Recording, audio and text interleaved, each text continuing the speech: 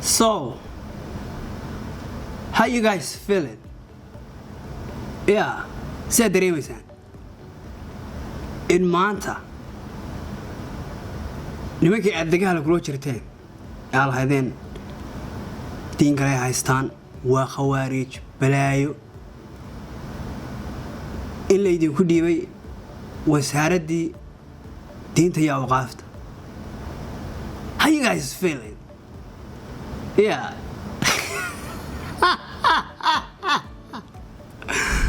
How you guys feeling? How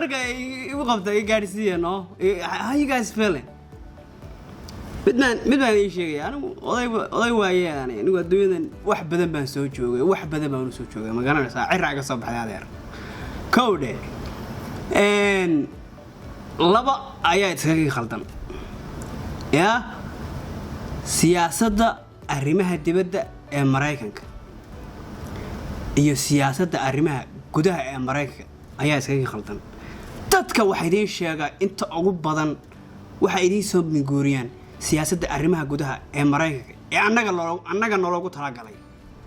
Soomaaliya Mareykanka ma mid ah hadda ma ila socotaa ta annaga arrimaha gudaha Mareykanka loogu talagalay. Soomaaliya waa waraabayaal dadka cuna meel lagu balanbalay fail state waxa soo dhan weeyaan.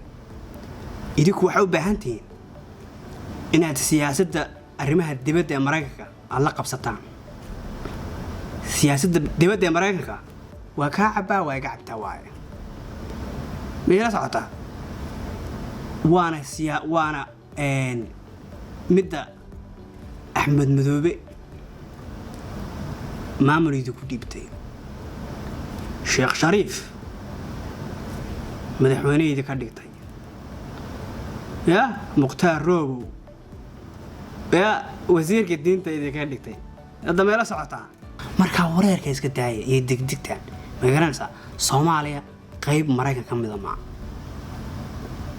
garanaysaa wixii arrimaha siyaasadda wasaaradda arrimaha dibadda Mareykanka ay qorshaysaba Soomaaliya wadamada kale lagu dhaqaa Afghanistan Iraq bla bla all that stuff laakiin idinku wax annaga loogu talagalay in annaga nalagu qafilo idinku ha isku qafilinina ya wadalkiina dhista hadda meela socotaa waa wanaag waa hadal walaaltinimo weeyaan oo dalkiina dhista oo waxa weeyaan dagaaladan iyo kooxaysiga ku jirtaan iska dhaafaniyo bilaa calaykum haddana waa idin muuqata waa ka xamid jiraan waxaan tus doonaa daahira weyso majaajidka idinka qodbadeenayo idinkoo dhan aad fadhidaan meela socotaa waxaan tus doonaa Mareykan iyo wadaadadan Soomaaliya ka dagaalamaya soo fadhiya markay sheegadu ay ogolaadaan waa iga cabtaa waa ka cabaa markay inta ogolaadaan xamid jiraan ma garanaysaa assalaamu calaykum